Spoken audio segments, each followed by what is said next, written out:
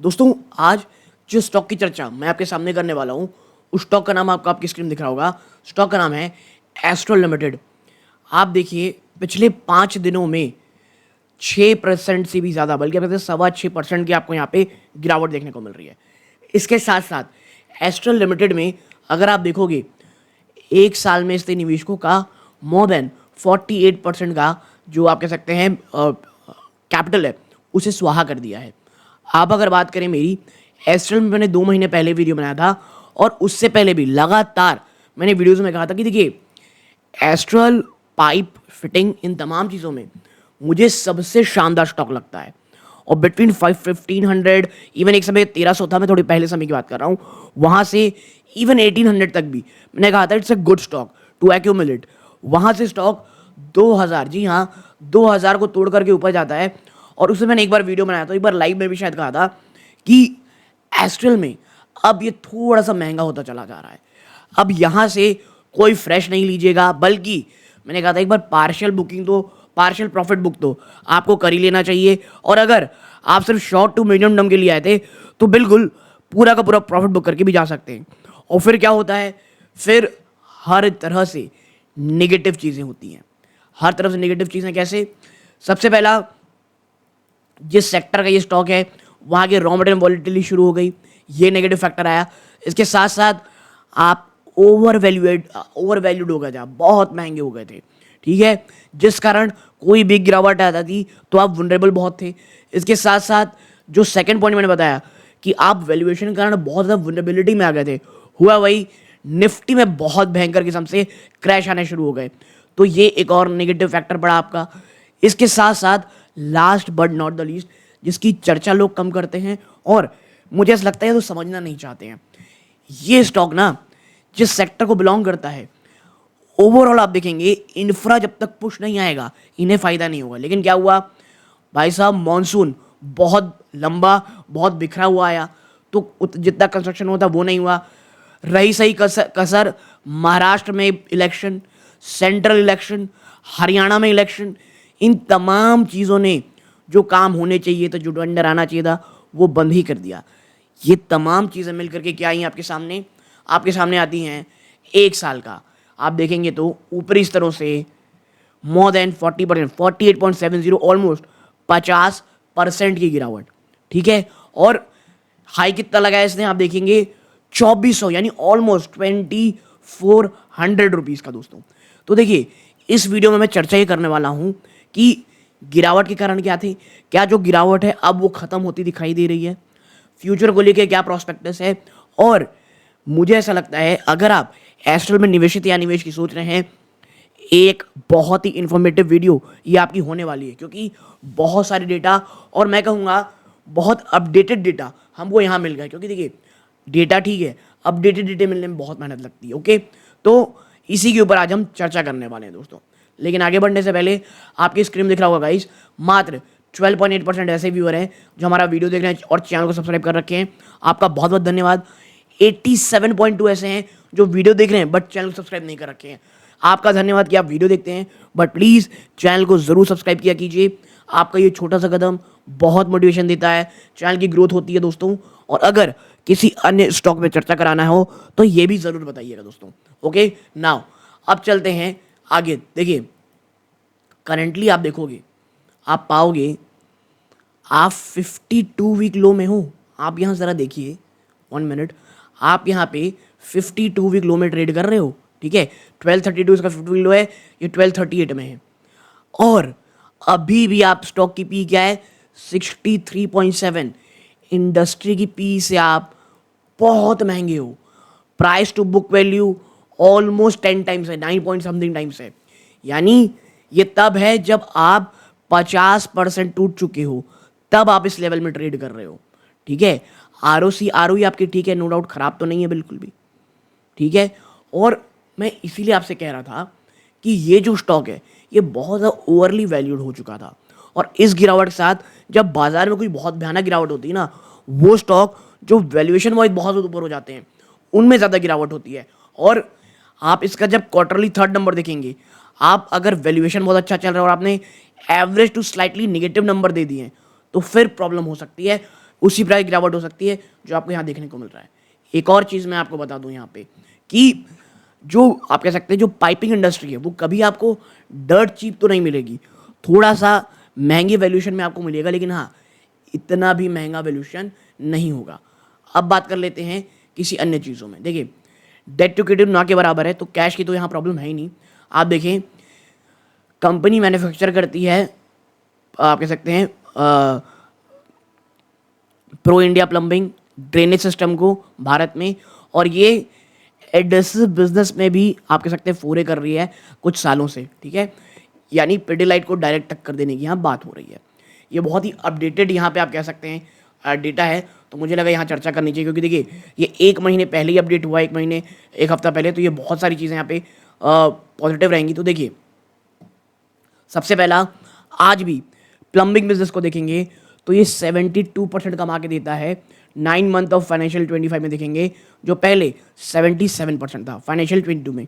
यानी प्लम्बिंग से हट करके जो हम कह रहे हैं ना कि ये एडेसिव समझाएंगे, ये देखने को मिल रहा है, ठीक है। आप देखें ये अमंग इंडिया के लीडिंग प्लेयर हैं, कहाँ पर, हाई मार्जिन सीपीवीसी पाइप्स और फिटिंग बिजनेस में।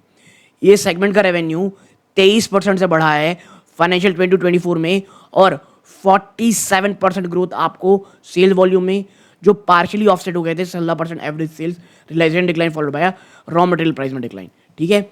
अब नेक्स्ट चीज़ क्या है यहाँ पे, अब आप देखेंगे ऑपरेशनल मैट्रिक्स, उसको छोड़िए, पेंट और एडेसिव आपको पता होना चाहिए एस्ट्रल पेंट में भी थोड़े बहुत आ चुके हैं, और जहाँ 23% से कमाई होती थी अब वो 28% हो गई है 9 मंथ में फाइनेंशियल 25 में। कंपनी क्या ऑफर कर रही है, एडेसिव्स, सीलेंट्स, स्पेशलाइज्ड बोल्स और कंस्ट्रक्शन केमिकल्स और अन्य infrastructure product. It also offers a range of paint including interior emulsion, exterior emulsion, primer, putty, back wall putty, stainer और कलरेंट।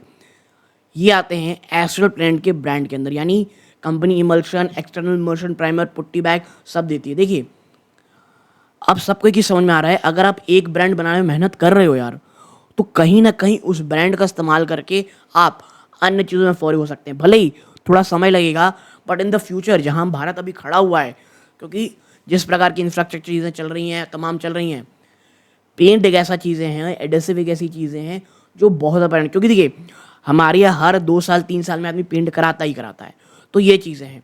आप देखें the segment revenue increase by 46% between financial 22 to 24, driven by consistent demand और capacity addition. Okay, now what's next?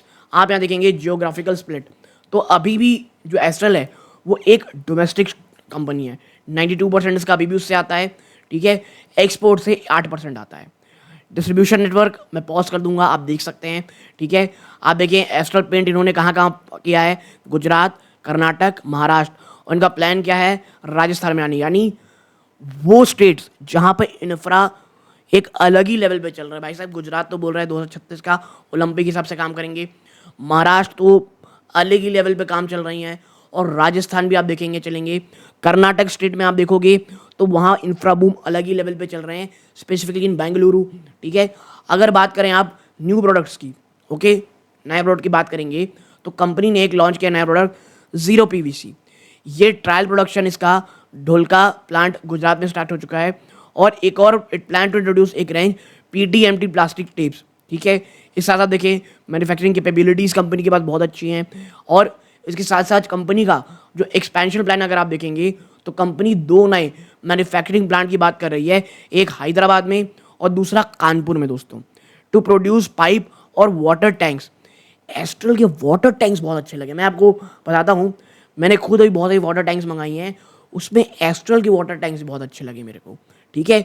आप यहाँ देखेंगे, और operation 2 phases में होगा, with both facility expected to be operational by financial year 26 दोस्तों, ओके। ब्रांड प्रोमोशन इनिशिएटिव बहुत है, लेकिन देखिए हमको जो डेटा चाहिए था हमने ऑलमोस्ट पा लिया है, ओके। नाउ अब आपने देख लिया कहाँ क्या कंपनी क्या कर रही है, अब आते हैं इसके क्वार्टरली नंबर्स पे। आप यहाँ पाओगे, देखिए आपने दिसंबर में कितना कमाया, 1397 करोड़ रुपीज़, जो 1 साल पहले देखेंगे तो 1370 करोड़ के ऑलमोस्ट फ्लैट है, और 1370 सितंबर के ये भी ऑलमोस्ट फ्लैट है। पिछले 3 क्वार्टर से आप कहीं नहीं गए हो वॉल्यूम्स के साथ, सेल्स के हिसाब से बिल्कुल नहीं बढ़े हो, तो आप किस स्तरों पे इतने प्रीमियम वैल्यूएशन में ट्रेड करोगे? आपको अगर प्रीमियम वैल्यूएशन चाहिए, आपको नंबर तो एटलीस्ट देने पड़ेंगे। आपके प्रॉफिट प्लस माइनस ऊपर नीचे उसी तरह चल रहे हैं पिछले 3 क्वार्टर में भाई साहब, ठीक है। और आप देखिए ईपीएस आपकी 4 रुपीज़ के आसपास ये ट्रेड कर रही है, बल्कि 4 रुपये तो आसपास डिप हो गई थी सितंबर में। तो आपको एक बहुत अच्छे नंबर शो करने पड़ेंगे। देखिए, जब मैं ये सब बातें कहता हूँ ना, मैं ये नहीं कहता कि कंपनी खराब है, अभी फेस खराब चल रहा है। मैंने आपसे कहा था ये जो पिछला 3 क्वार्टर गया ना, इसमें आप पाओगे बहुत लंबा मानसून रहा, प्लस इलेक्शन बहुत ज़्यादा शांत, बहुत जैसे महाराष्ट्र हो गया, सेंट्रल इलेक्शन बहुत ज़्यादा रहे, प्लस पीवीसी भी बहुत ज़्यादा ऊपर नीचे अप डाउन होती रही। तो ये तमाम चीज़ें मिलकर के आपको परेशान तो की चीज़ें, इसी कारण खराब आया है। इसलिए सेक्टर के कुछ इश्यूज थे जिस कारण आपको गिरावट देखने को मिला। लेकिन हाँ, अगर आने वाले समय में आप देखेंगे कि जो मार्च क्वार्टर होगा, क्योंकि इसके लिए ना मार्च क्वार्टर बहुत इंपॉर्टेंट होता है। देखिए 1391, फिर एक स्टैग्नेशन पीरियड आया, फिर मार्च में जंप 1506, फिर आप देखेंगे स्टैग्नेशन पीरियड आया, फिर शानदार जंप मार्च में। तो ये तीनों में स्टैग्नेशन पीरियड आया है। अब मार्च का जो क्वार्टर होगा वो देखने वाला होगा। अगर मार्च में शानदार जंप आती है तो मुझे ये लगता है स्टॉक वापस से एक जंप आपको करता हुआ कहीं ना कहीं जरूर दिखाई देगा। इसके साथ साथ अगर आप शेयर होल्डिंग पैटर्न भी देखोगे, आप यहां पर पाओगे कि डीआईआईज ने तो माल यहां पे बढ़ाया है दोस्तों, ठीक है। एफआई पब्लिक ने माल बेचा है, ठीक है। एफआई मैं कहूँगा बहुत ज़्यादा बिकवाली तो नहीं की है, लेकिन हाँ बिकवाली की है। लेकिन इसके पीछे का रीज़न एक ये भी है कि ओवरऑल मार्केट में जो एफआईआईज हैं, एफपीआईज हैं, वो लगातार माल बेच रहे हैं, ओके।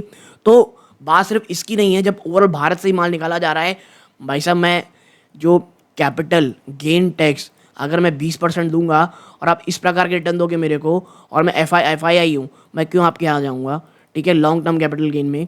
तो वही कारण हो रहा है यहाँ पे इतनी गिरावट हो रही है। तो मुझे ऐसा लग रहा है पर्सनली कि चीज़ें अब यहाँ से शायद अच्छी दिखाई देंगी। मार्च का क्वार्टर बहुत बहुत इंपॉर्टेंट होने वाला है। बात करें अगर हम यहाँ पे लेवल्स की, एक कॉन्फ्रेंस कॉल की हाईलाइट है, पॉज कर दूंगा, आप पढ़ सकते हैं, तमाम चीज़ें हमने ऑलरेडी चर्चा कर ली है। देखिए 1397 पिवट पॉइंट था पिछले मंथ की ट्रेडिंग में, ये तो टूट चुका। 1245, उसके बाद है 1153, उसके बाद है 1075। और मेरा ये मानना है जिस लेवल में अभी एस्ट्रल पाइप स्वीट ट्रेड कर रहा है, बहुत ज़्यादा स्वीट स्पॉट है ये। अगर आप लॉन्ग टर्म हैं, आपको 10-15% गिरावट से कोई फ़र्क नहीं पड़ता, और पढ़ना भी नहीं चाहिए अगर आप एक लॉन्ग टर्म इन्वेस्टर हैं। मुझे लगता है एस्ट्रल यहाँ से एक अच्छा स्टॉक हो सकता है, चाहे एक्यूमुलेशन के लिए। लेकिन हाँ, एक्यूमुलेशन मोड में लीजिएगा, क्योंकि जब तक बाजार बहुत अच्छे तरीके से नहीं होता और एफआईआईज को बहुत ज़्यादा जोश नहीं आता, कि मुझे ऐसा लगता है जिस दिन एफआईआईज बहुत तेज़ी रिटर्न करेंगे, एस्ट्रल उन चुनिंदा स्टॉक्स में से एक होगा जहां पर आपको तेज़ी देखने को मिलेगी, ओके। बाकी ये फिबोनाची सीरीज से 1304, देन 1246, देन 1153, ठीक है। तो ये तमाम लेवल्स दिमाग में रखिए। तमाम चीज़ें हमने जो चर्चा की वो आपको कैसा लगा, किन या स्टॉक में चर्चा करानी हो, कमेंट बॉक्स बताइएगा। यहाँ तक जुड़े रहे बहुत बहुत धन्यवाद। ये इस वीडियो का अंत है। जय हिंद दोस्तों।